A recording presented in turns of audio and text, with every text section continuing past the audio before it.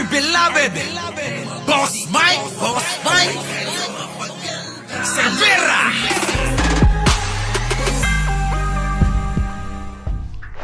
Cynthia Villar sinagot na si Congressman Santos kaugnay sa Zapote River Drive.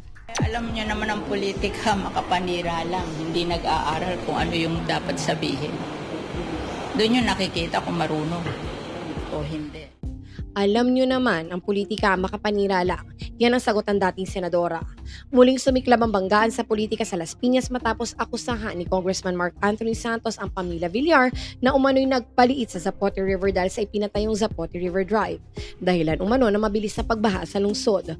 Malaki po ang inoccupy nito doon sa Zapote River na kung saan makikita natin ngayon na talagang medyo nabawasan yung puwang or yung luwang ng river na nagdudulot ngayon ng problema dito sa Las Piñas. Kasi nung araw na mas malapad ito, mas maraming tubig. Ngunit agad itong pinabulaanan ni dating Senator Cynthia Villar. Iginiit na walang bahagi ng ilog ang kinuha o pinakipot at ang proyekto ay nasa easement lamang na dati okupado ng libo-libong informal settlers. Walang pinakipot na river, bawal iyon. Ang gumawa niyan public works, ba't ko pakikiputin ng river? Ang akala niya yung ginawang road ay river, hindi yun river, easement of the river. Minsan wag siya magsasalita kung hindi niya naiintindihan. Salita siya ng salita, mali naman ang sinasabi niya, ang giit ni Villar. Dagdag pa ng senadora ang 40 kilometers river drive ay pinaghirapan at itinayo mula 2012 hanggang 2022 upang linisin ang Zapote River at magbigay ng alternatibong kalsada na nakatulong sa pagbawas ng trapiko sa Las Piñas. Ayon kay Villar, hindi rin totoo ang aligasyon ng conflict of interest dahil ang proyekto pinatupad ng DPWH habang siya lamang ang nag-identify nito bilang senador.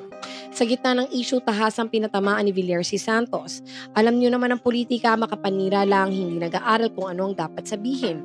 Doon niyo makikita kung anong marunong at hindi.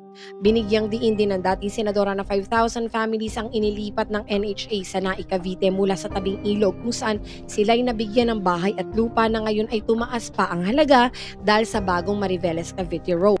Para kay Villar, malinaw na politika lamang ang nasa likod na maparatang ni Santos na siyang tumalo sa kanilang distrito sa nakaraang halalan.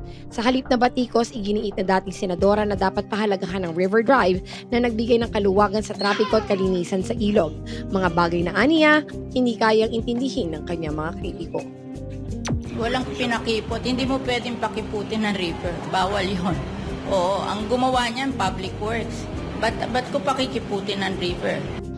Yung ginawa kong kalye, kaya ako ginawang kalye yon. Paano mo lilinisin ng river kung walang road papunta sa river? At nung mayari, nakatulong pa sa pag-ibsa ng traffic sa Las Piñas. Lahat ng mga private vehicle doon dumadaan.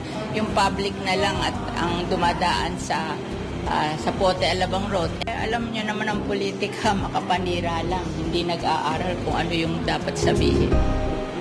Doon yung nakikita kung marunong. Po ni Boss Mike Cervera, ito po si Auntie Mama ng Rizal, also known as Anino TV, na nagsasabing mahalin po natin ang ating kapwa, ipagdasal po natin lagi ang ating bansa.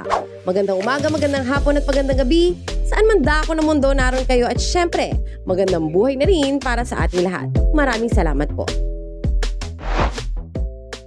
Our beloved Boss Mike Cervera.